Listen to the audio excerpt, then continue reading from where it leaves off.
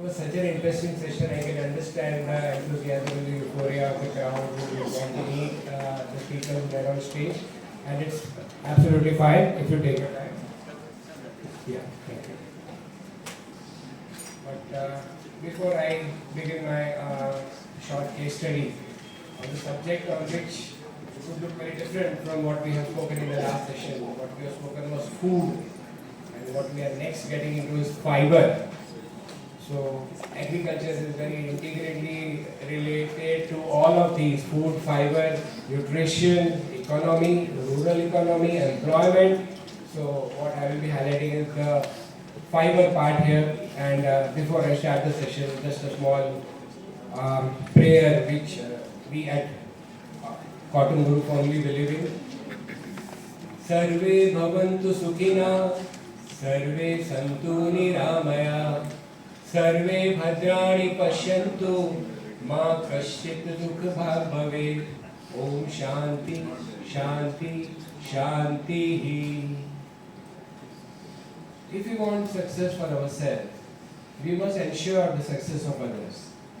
If we want respect from others, we must ensure that we respect others.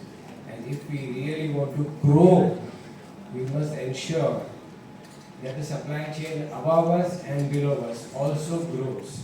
So that is where we come from, and that is where I will start to share my thoughts today. Is climate change. Are we all really aware to what is happening? We are seeing hailstorms somewhere, we are seeing rain somewhere, extreme heat, high temperature somewhere, drought situation, and wet famine somewhere, which were not so frequent some years back. So climate change is no longer something that will happen in the future. It is already at our doorstep. We are witnessing it every day, reading about it, but are we realizing the impact it can have on us? Especially on in an agri-based country like India, where agriculture is about 65% rain-fed. So this is where these figures will matter to you. 6 million farmers engage in cotton agriculture right now. Land area of 110 lakh plus hectares on an average in the last 15 years. 65%, one-third of this agriculture is rain-fed, and an estimated 30% crop loss every year because of climate change.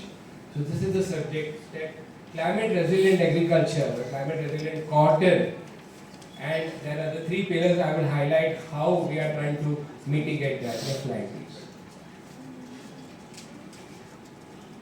From a high cost climate vulnerable cycle to a three pillar climate resilient cotton model. Challenge I have said is rain-fed agriculture, smallholder farmers, very fragmented intervention of technology in India, and falling yields, soil organic carbon already discussed at a 0.3 decimally low level, and on the other side, crop residue. 100 million ton of agri crop residue available in India annually, every year, but going waste due to burning or some other application which does not relate to agriculture but which is a threat to climate and soil health. The three pillars that we wish to highlight here is the FPO model. Dr. Sudhir already discussed about it. Individual farmers, they stand no chance of mitigating anything, leave alone the climate, market, technology, inputs, outputs, anything. An individual farmer doesn't stand a chance, but as a farmer producer organization, definitely they have a say, a negotiation power. So that is the backbone. Second is regenerative and organic agriculture. Why the mission on natural farming? It was very well thought of, but not so nicely documented. It has to be certified. It has to have some local standing in front of the buyer, so that the buyer either pays a premium or gives a priority to the supplier, that is the smallholder farmer. So regenerative and organic agriculture. Third is biochar, carbon removal. What do we do with the crop residue that we have? Why do the farmers burn it? Because they have no choice, but then what choice do we give them? One of them is biochar, the new black gold. I'll be sharing a slide or two on that. Next slide, please.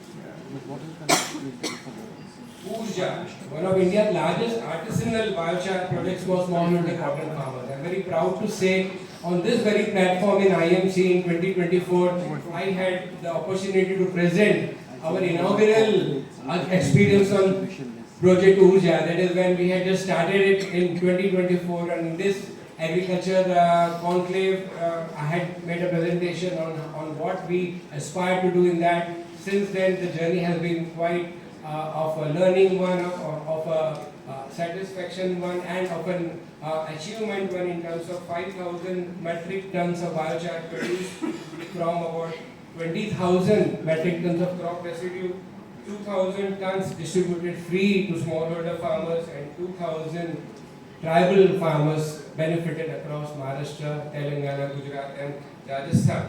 What has changed for the farmers then? We have trails of 40% yield improvement for the farmers, 25% water input reduction, and 35% synthetic input reduction for the farmers. So these 3 years have given this result, and the company has got recognition in terms of 3 awards, 1 every year, for specifically Project Urja.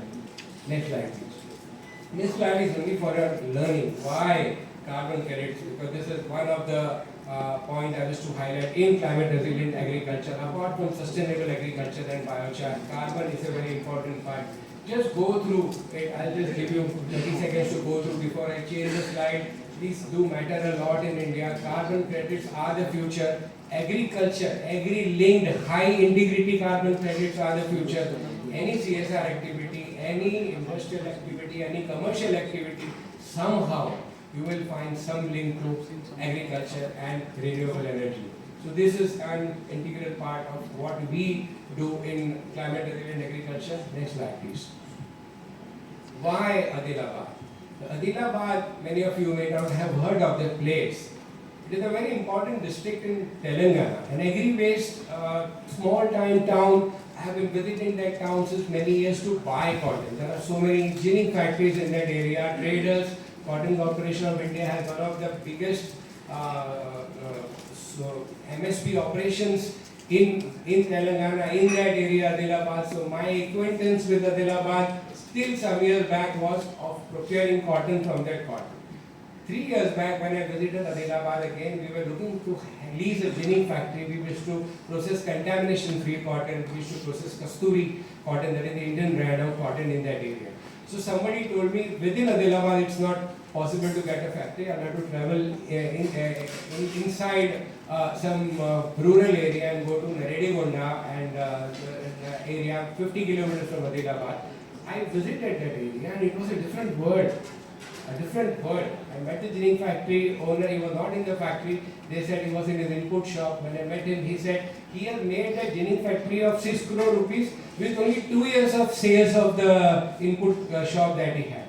I was amazed, in such a small place, how can he make so much money? And then I found 100% of farmers in that area were tribal farmers, 32% were women farmers, and those farmers were